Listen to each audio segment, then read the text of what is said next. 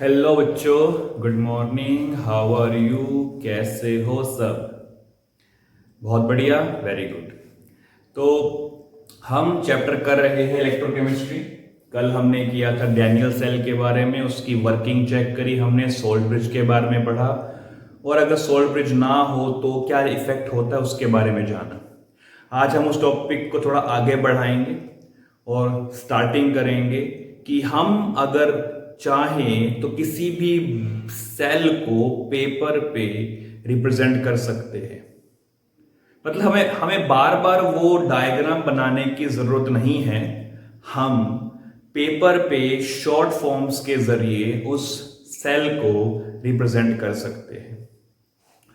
आज जो मैं रिप्रेजेंटेशन दिखाऊंगा करके वो बोर्ड लेवल तक की होगी। I will make a other video in which I will show the representation of cell in competitive exam, जो कॉम्पिटिटिव एग्जाम्स के लिए भी जरूरी होगी, वो हम बाद में करेंगे डिटेल में।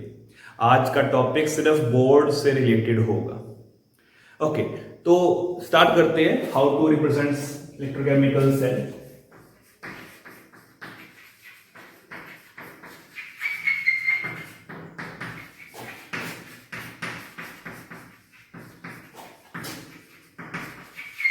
Representation of electrochemical cell. मैं एक बार रफ डायग्राम बनाता हूं जो कल हमने सेल बनाया था, फिर उस डायग्राम की हेल्प से हम रिप्रेजेंटेशन को शो करेंगे। ठीक है, तो we had two container 1 and 2। इनके बीच में कनेक्शन था सोल्ट ब्रिज से, इलेक्ट्रोड प्रेजेंट थी, इलेक्ट्रोड जुड़ी हुई थी वोल्टमीटर से, जुड़ा हुआ था ये दूसरे सेल से। यहां पर हमारे पास प्रेजेंट था सॉल्यूशन। इलेक्ट्रोड हमारे पास कॉपर की थी, इलेक्ट्रोड हमारे पास जिंक की थी, सॉल्यूशन हमारे पास था जिंक सल्फेट का, सॉल्यूशन हमारे पास था कॉपर सल्फेट का। ये सोल्ट ब्रिज है और सोल्ट ब्रिज हमारा बना हुआ था K2SO4 का। तो सोल्ट ब्रिज, इलेक्ट्रोड्स, वायर, ये सब हुआ लार्ज स्केल पे। इसको शॉर्ट स्केल पे कन्वर्ट करेंगे हम। हर इक्विपमेंट या अपरेटस को हम सिंबलाइज करेंगे। यहाँ पे सबसे पहले हम सिंबलाइज करेंगे सोल्ट ब्रिज को। सोल्ट ब्रिज के लिए हम यूज करेंगे डबल बार। इस डबल बार के दो मीनिंग है। पहला मीनिंग, ये काम कर रहा है सोल्ट ब्रिज की तरह। दूसरा मीनिंग, ये काम करता है सेपरेटर की तरह। मतलब it will separate two containers, anode and cathode. जैसे इस रिएक्शन में एनोड लेफ्ट हैंड साइड पे है, रिप्रेजेंटेशन के दौरान भी जो एनोड है वो लेफ्ट हैंड साइड पर ही होगा, और इसी रिप्रेजेंटेशन के दौरान जो कैथोड है वो राइट हैंड साइड पर होगा। अब एनोड में होता है ऑक्सीडेशन। ऑक्सीडेशन में जो जिंक है वो चेंज होता है जिंक 2 पॉजिटिव में बाय लूजिंग 2 इलेक्ट्रॉन्स। इसी चीज को हम रिप्रेजेंट करेंगे वहां पे। तो जिंक सॉलिड जो है वो चेंज होता है जिंक 2 पॉजिटिव एक्वस में। ठीक है, तो जिंक इलेक्ट्रोड की फॉर्म में प्रेजेंट है, तो यहां पे हम एक सिंगल बार लगा देंगे। इस सिंगल बार के भी दो मीनिंग है। पहला मीनिंग तो ये इलेक्ट्रोड को रिप्रेजेंट करता है, और दूसरा मीनिंग है ये फेज सेपरेटर है। फेज सेपरेटर का मतलब होता है it will separate one state of matter from the other state of matter. तो यहाँ पे सॉलिड है, यहाँ पे एक्वस है। एक्वस का मीनिंग लिक्विड है। तो जब कभी भी हमारे पास डिफरेंट स्टेट्स ऑफ मैटर होंगी, उन स्टेट्स ऑफ मैटर को डिफरेंशिएट या सेपरेट करने के लिए हम सिंगल बार का यूज करेंगे, और यही बार इलेक्ट्रोड भी रिप्रेजेंट करेगी। अब राइट हैंड साइड के सेल में रिडक्शन होता है। रिडक्शन में कॉपर 2 पॉजिटिव इलेक्ट्रॉन को गेन करके चेंज होता है कॉपर में। तो यहां भी ऐसा ही लिखेंगे हम, कॉपर 2 पॉजिटिव एक्वस चेंज होता है copper solid. So that is how you can represent a electrochemical cell into its representative form. I think सभी को ये बात समझ में आई होगी। इसमें थोड़ा सा और कुछ जोड़ देते हैं। हम ये जानते हैं एनोड पर ऑक्सीडेशन होता है, तो ये एनोड वाली साइड कहलाई जाती है ऑक्सीडेशन हाफ। कैथोड साइड पर रिडक्शन होता है, तो ये साइड कहलाई जाती है रिडक्शन हाफ। और जब मैं दो हाफ को जोड़ देता हूं तो when I combine two half मुझे मिलता है एक complete cell. This is your complete electrochemical cell. I think सभी को यह बात समझ में आई होगी, इसे नोट कर लेंगे।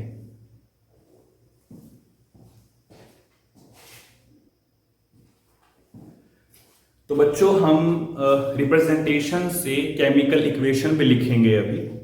एंड इक्वेशन अगर हमें दी गई है तो उससे हम रिप्रेजेंटेशन कैसे लिखते हैं वो भी हम देखेंगे अभी यहाँ पे, क्योंकि ये सब जरूरी है टू सॉल्व द न्यूमेरिकल्स।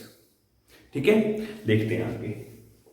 तो मैं उसी रिप्रेजेंटेशन को ले रहा हूं। तो जिंक सॉलिड चेंज होता है जिंक 2 पॉजिटिव एक्वस में separated by salt bridge. Copper 2 positive aqueous change होता है कॉपर सॉलिड में। तो ये है हमारी रिप्रेजेंटेशन। इस रिप्रेजेंटेशन से हम इक्वेशन लिखना सीखेंगे। तो मैं बता चुका हूं ये वाली साइड एनोड है और एनोड पर हमेशा ऑक्सीडेशन होता है। राइट हैंड साइड कैथोड है और कैथोड पर हमेशा रिडक्शन होता है। तो ऑक्सीडेशन का मतलब है यहां पे कि जिंक सॉलिड चेंज होता है जिंक 2 पॉजिटिव एक्वस में बाय लूजिंग 2 इलेक्ट्रॉन्स।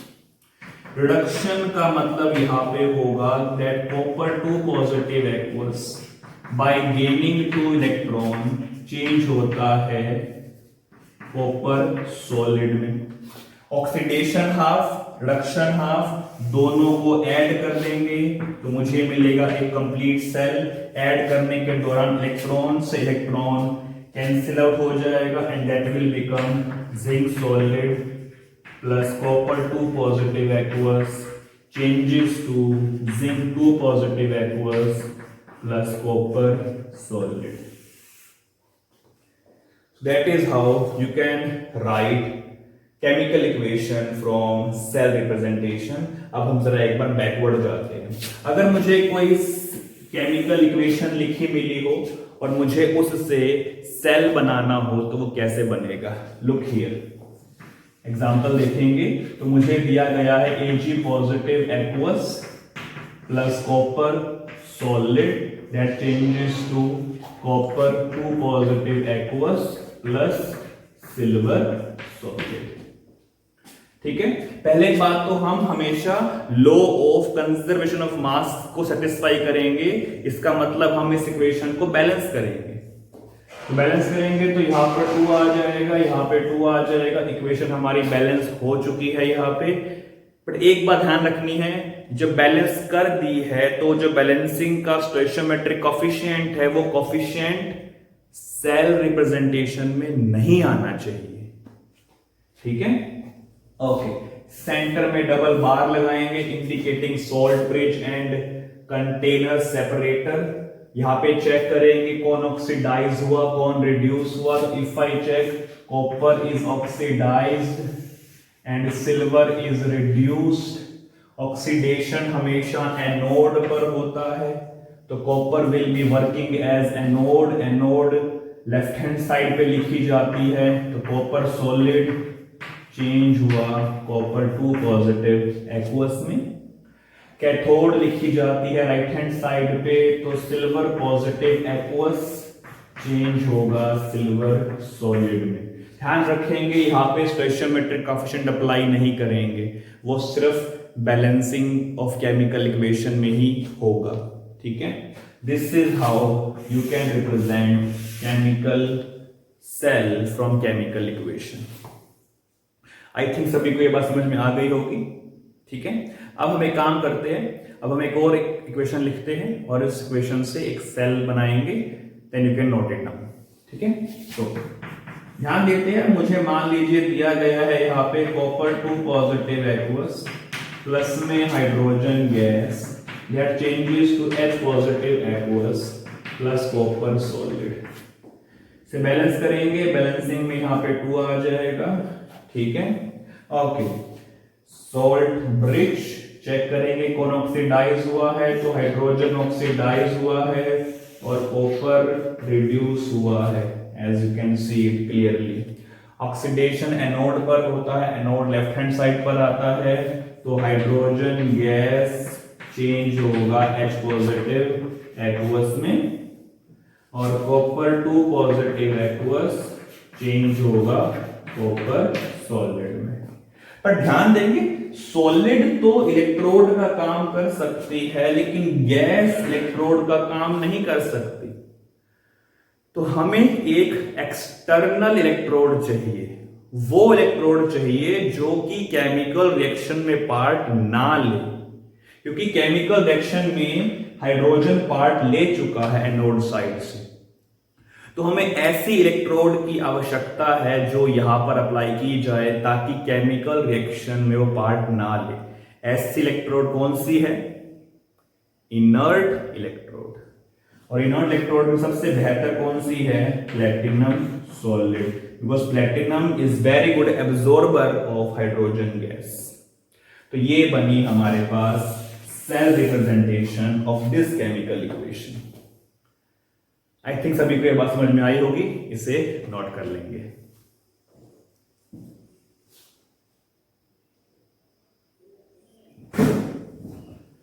तो बच्चों अभी हमने किया सेल रिप्रेजेंटेशन, अब थोड़ा सा आगे बढ़ते हैं। आगे बढ़ेंगे उस पॉइंट की तरफ जिस पॉइंट में हमने डैनियल सेल में जिंक को ऑक्सीडाइज किया था और कॉपर को रिड्यूस किया था।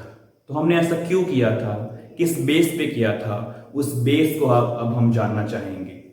तो जिस बेस पे हमने एनोड जिंक को ऑक्सीडाइज किया था और कॉपर को रिड्यूस किया था, उस बेस का नाम है electrode potential.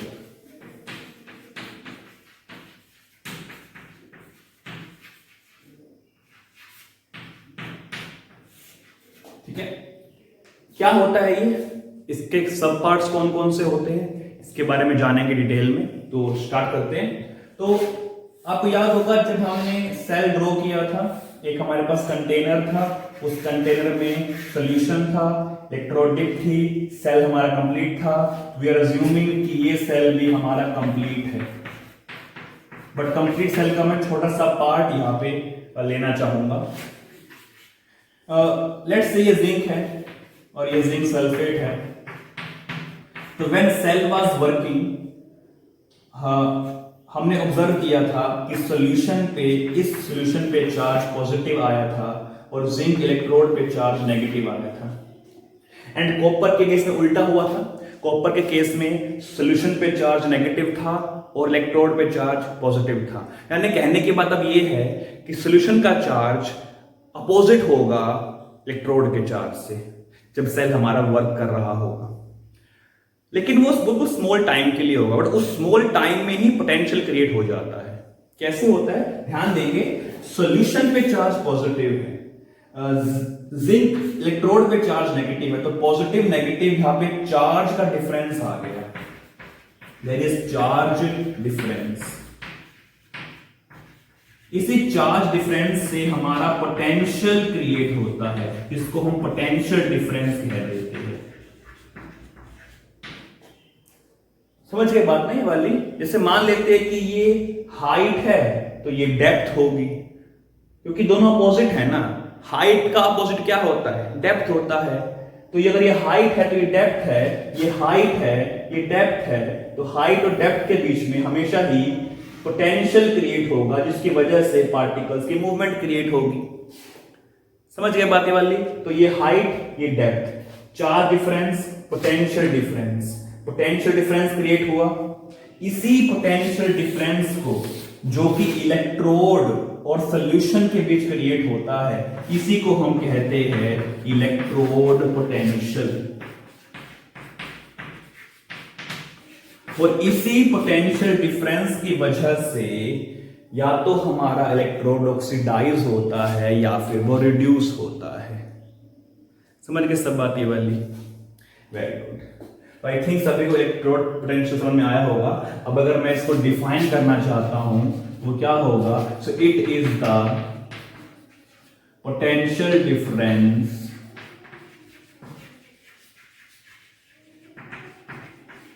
that is created between electrode of an element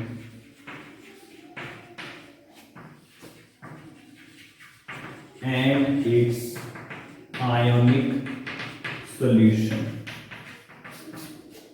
ठीक है, तो ये हुआ हमारा डेफिनेशन ऑफ इलेक्ट्रोड पोटेंशियल। अब इलेक्ट्रोड पोटेंशियल दो तरह का होता है डिपेंडिंग ऑन की इलेक्ट्रोड पे कौन सी प्रोसेस हो रही है। अगर इलेक्ट्रोड पे ऑक्सीडेशन हो रहा है तो उस पोटेंशियल को हम नाम देते हैं ऑक्सीडेशन पोटेंशियल,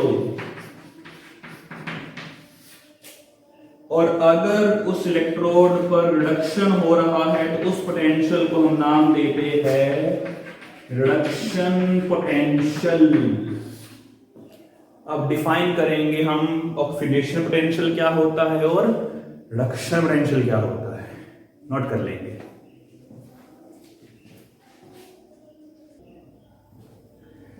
तो चलिए बच्चे बात करते हैं व्हाट इज ऑक्सीडेशन पोटेंशियल। तो पोटेंशियल बेसिकली टेंडेंसी होता है, किसी की क्षमता होता है कि मैंने कहा मेरे में पोटेंशियल है पहाड़ चढ़ने का, तो मेरे में टेंडेंसी है, कैपेसिटी है, शक्ति है, क्षमता है उस पहाड़ को चढ़ने की। उसी तरह अगर मैंने बात करी कि ऑक्सीडेशन पोटेंशियल, तो किसी एलिमेंट की क्षमता, टेंडेंसी, शक्ति, पोटेंशियल कि वो ऑक्सीडाइज हो सके ड्यूरिंग ए केमिकल रिएक्शन, उसे हम कहेंगे oxidation potential. So it is the tendency of an element to get oxidize. इसी के रेफरेंस से हम डिफाइन करना चाहेंगे रिडक्शन पोटेंशियल को। क्या होगा ये? तो it is the tendency of an element to get reduce. ठीक है, ऑक्सीडेशन पोटेंशियल, रिडक्शन पोटेंशियल, इसको सिंबलाइज कैसे करते हैं वो देखते हैं। पोटेंशियल के लिए हम सिंबल यूज करेंगे कैपिटल ई। ऑक्सीडेशन को हम इसके पैरों में डिफाइन करेंगे। मान लेते हैं मेरे पास कोई हाइपोथेटिकल एलिमेंट है m, तो वो m अपनी नॉर्मल स्टेट में है, वो m ऑक्सीडाइज स्टेट में जाएगा। तो इस सिंबल को हम कहेंगे oxidation potential, OP, not over power, oxidation potential. ठीक है, और अगर मुझे डिफाइन करना है रिडक्शन पोटेंशियल को, तो पोटेंशियल का सिंबल है कैपिटल E। रिडक्शन को डिफाइन करेंगे तो उसके पैरों में करेंगे, Mn पॉजिटिव चेंज होगा M में, तो इससे हम कहेंगे RP, रुद्र प्रसाद, सॉरी रिडक्शन पोटेंशियल कहेंगे इसको हम। ठीक है, तो दोनों में ध्यान देंगे फर्क कहां पे आ रहा है, फर्क इस प्रोसेस में आ रहा है। ठीक है, एंड ध्यान रखेंगे OP is always negative of RP। अगर OP की वैल्यू x है तो RP की वैल्यू नेगेटिव x होगी। हम एक और टर्म का यूज करते हैं, we use standard oxidation potential और रिडक्शन पोटेंशियल, यानी कि SOP, standard oxidation potential. Symbol हमारा वही रहेगा E, M से M, N पॉजिटिव, सिर्फ एक नोट यहां पे इंडिकेट हो जाएगा। ये नोट का मतलब है स्टैंडर्ड। तो स्टैंडर्ड कंडीशंस क्या होंगी? स्टैंडर्ड कंडीशंस हमारे पास होती है concentration equal to 1 molar, temperature is equal to 298 kelvin, and pressure is equal to 1 atm. This will be the standard conditions of working of a electrochemical cell. और अगर मुझे यहाँ पे SRP दिखाना हो, स्टैंडर्ड रिडक्शन पोटेंशियल, तो उसका symbol है E naught Mn positive to M, and remember that SOP is negative of SRP. तो अगर हमारे पोटेंशियल इन कंडीशंस पे है तो उसे स्टैंडर्ड कहा जाएगा, अगर वो इन कंडीशंस पे नहीं है तो उन्हें नॉर्मल कह दिया जाएगा, नॉन स्टैंडर्ड. इसे नोट कर लेंगे.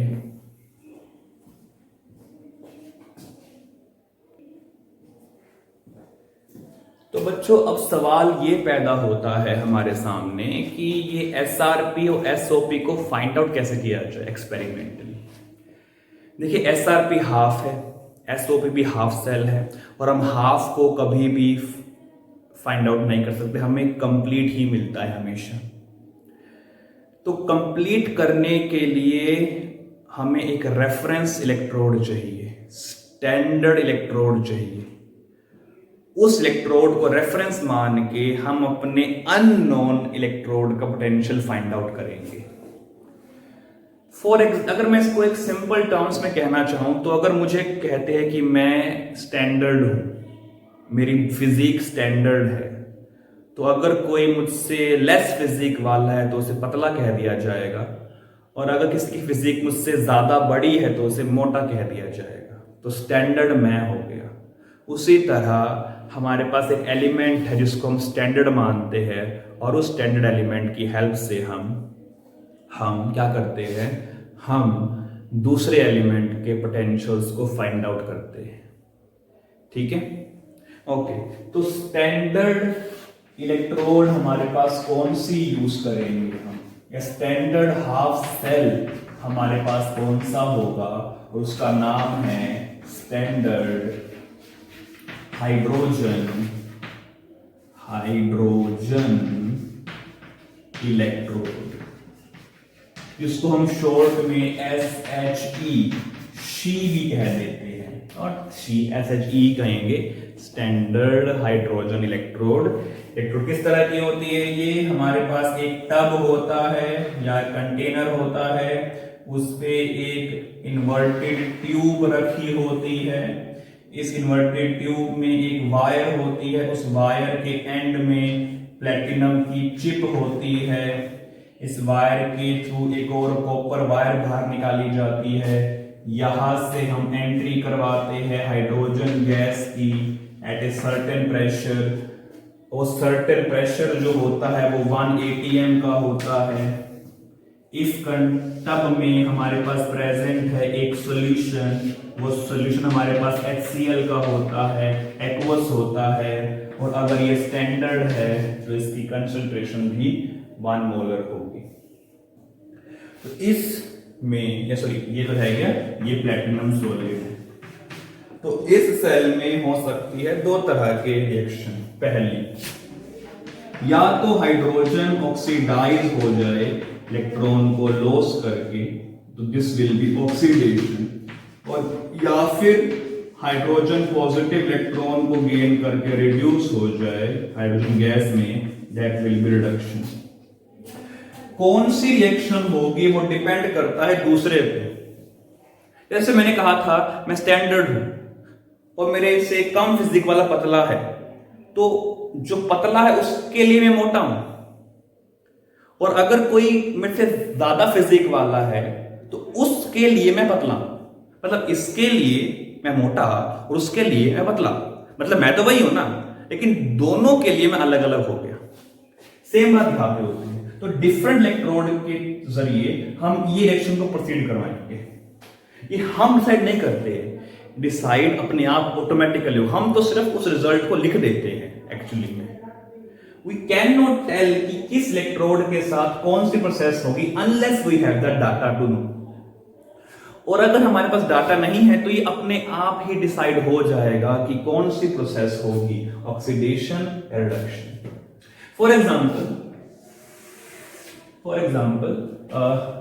मैं सेल ले रहा हूं, तो ये कंटेनर है, ये इलेक्ट्रोड है, इसे मैंने जोड़ दिया विद द वोल्ट मीटर, इसे मैंने जोड़ दिया है with our standard hydrogen electrode. ये हमारी SHE हो गई, एंट्री करवा देंगे यहां से हाइड्रोजन गैस की। ये हमारे पास HCl है 1 मोलर का। मान लेते हैं ये मेरे पास है जिंक सल्फेट 1 मोलर का, और ये मेरे पास है जिंक सॉलिड। ठीक है, दोनों को जोड़ देंगे, यहाँ पे सोल्ट ब्रिज भी होगा। और ओके, क्योंकि ये सल्फेट है तो मैं चाहूंगा कि मैं यहाँ पे सल्फेट ही ले लूं, सल्फ्यूरिक एसिड, ये बेटर रहेगा बिकॉज ताकि कोई इंटरफेरेंस ना हो सोल्ट ब्रिज कनेक्ट होने के बाद। और अगर मैं इसी सेल को लिखना चाहता हूं in the form of representation तो ये कुछ ऐसा लिखा जाएगा, जिंक सॉलिड चेंज होता है जिंक 2 पॉजिटिव में, salt bridge H positive change है H2 में प्लेटिनम सॉलिड के साथ। इसमें क्या है कि जो जिंक है वो तो एनोड का काम कर रहा है और जो SHE है वो कैथोड का काम कर रहा है। ये मैंने ऐसा क्यों लिखा है, ये प्री डिटरमाइंड है, ये अपने आप ही इस तरह एडजस्ट होता है, मैंने तो सिर्फ उसका रिजल्ट लिखा है यहां पे। ठीक है, ओके। अब ये देखना है कि SHE का पोटेंशियल होता क्या है। तो माना गया है कि SHE का पोटेंशियल जो है वो 0.0 वोल्ट है, that is what is standard. तो this is basically reduction potential of SHE that is 0.0 volt. ठीक है, तो इसका पोटेंशियल हम लिख लेंगे दैट विल बी 0 वोल्ट। इसका पोटेंशियल हमें फाइंड आउट करना है and when this cell is working voltmeter की हेल्प से हम इस पूरे सेल का पोटेंशियल निकालेंगे। तो कंप्लीट सेल का पोटेंशियल जो हमारे पास निकल के आएगा वो है 0.76 वोल्ट।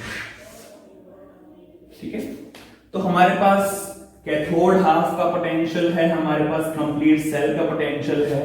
हम चाहेंगे कि हम एनोड का पोटेंशियल निकाल सके, इसको नोट करेंगे फिर हम इसको सोल्व करेंगे।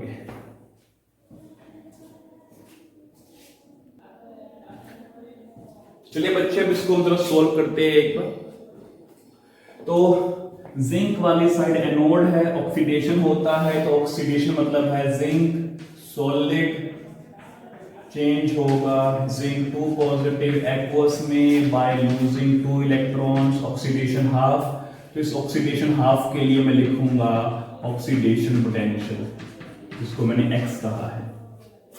नेक्स्ट मेरे पास है हाइड्रोजन जो H पॉजिटिव है, इलेक्ट्रॉन को गेन करके चेंज होता है H2 गैस में, इसे बैलेंस करेंगे 2 यहाँ पे 2 यहाँ पे। रिडक्शन हाफ है, तो रिडक्शन हाफ के लिए हमारे पास होगा reduction potential that is 0.0 volt. दोनों हाफ को जोड़ देंगे तो मुझे मिलेगा कंप्लीट सेल, और इस सेल की वैल्यू है 0.76 वोल्ट। इसको ऐड करते हैं इलेक्ट्रॉन्स, इलेक्ट्रॉन कैंसिल हो जाएगा, तो ये बनेगा zinc solid plus 2H positive aqueous change होगा जिंक 2 पॉजिटिव एक्वस में प्लस हाइड्रोजन गैस में। अब हमें फोकस करना है इस चीज पे, तो इन दोनों को ऐड करेंगे यानी कि X plus 0 volt is equal to 0.76 volt. तो इसका मतलब X हो जाएगा 0.76 volt. And this is the oxidation potential of zinc।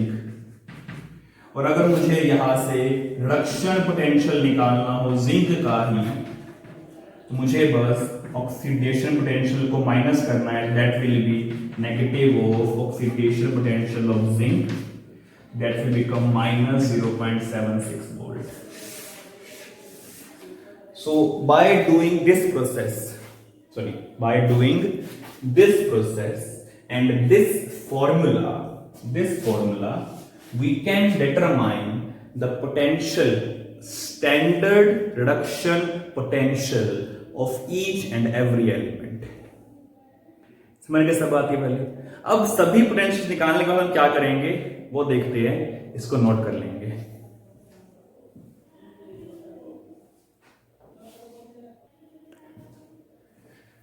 तो बच्चों सभी एलिमेंट्स के पोटेंशियल निकालने के बाद हम उसको एक टेबलिक फॉर्म में कन्वर्ट करेंगे और उस टेबल को हम नाम देते हैं इलेक्ट्रोकेमिकल सीरीज। एंड इस इलेक्ट्रोकेमिकल सीरीज में सभी एलिमेंट्स के SRP नोट किए गए हैं, ओनली स्टैंडर्ड रिडक्शन पोटेंशियल, ताकि हमारे पास एक कॉमन रेफरेंस क्रिएट हो, कॉमन टेबल क्रिएट हो और उसी टेबल की हेल्प से हम ये पहचान पाएंगे कि कौन सा एलिमेंट कैसा बिहेव करेगा। तो उस टेबल का डायग्राम ये है। बिल्कुल सेंटर में तो हमारे पास हाइड्रोजन है जिसका पोटेंशियल 0.0 वोल्ट है। इससे ऊपर के जो भी एलिमेंट्स हैं उन सभी के SRP की वैल्यू पॉजिटिव की होगी और इससे नीचे के जो एलिमेंट होंगे उन सभी एलिमेंट्स की SRP की वैल्यू नेगेटिव की होगी। जैसे अभी हमने जिंक का एग्जांपल किया था, तो जिंक जो है उसका SRP आया था नेगेटिव ऑफ 0.76 वोल्ट। और इसी तरह अगर मैं कॉपर का भी SRP निकालना चाहता हूं तो कॉपर का SRP निकल के आता है पॉजिटिव 0.34 वोल्ट। ठीक है, तो ये इस तरह की टेबल हमारे पास होगी। ये टेबल आपको बुक में मिल जाएगी लिखी हुई अच्छे से। ओके, तो अब होगा क्या, ये जो ऊपर वाले एलिमेंट है जिनका SRP पॉजिटिव में है, मतलब इनकी टेंडेंसी है रिड्यूस होने की, so they can be easily reduced. अब इनके SRP नेगेटिव में है तो they can not be easily reduced, rather they can be easily oxidised. ठीक है, समझे बात ये वाली।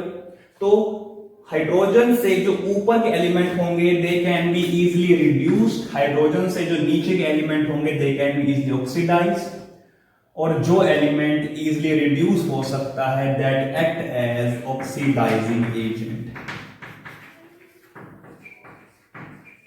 और जो एलिमेंट इजीली ऑक्सीडाइज हो सकता है that act as reducing agent. तो it is clear now that नीचे वाले एलिमेंट रिड्यूसिंग एजेंट की तरह बिहेव करेंगे, ऊपर वाले एलिमेंट ऑक्सीडाइजिंग एजेंट की तरह बिहेव करेंगे। ठीक है, और इस टेबल की हेल्प से हम सेल पोटेंशियल भी निकाल सकते हैं अगर हमें सेल रिप्रेजेंटेशन गिवन है तो। ये हम करेंगे नेक्स्ट वीडियो में। तो आज के लिए बस हम इतना ही करेंगे। ठीक है, बाकी जो मैंने बताया वो नेक्स्ट वीडियो में करेंगे। तो नीचे लिखेंगे to be continued to the next video. तो stay tuned to get more knowledge, complete knowledge.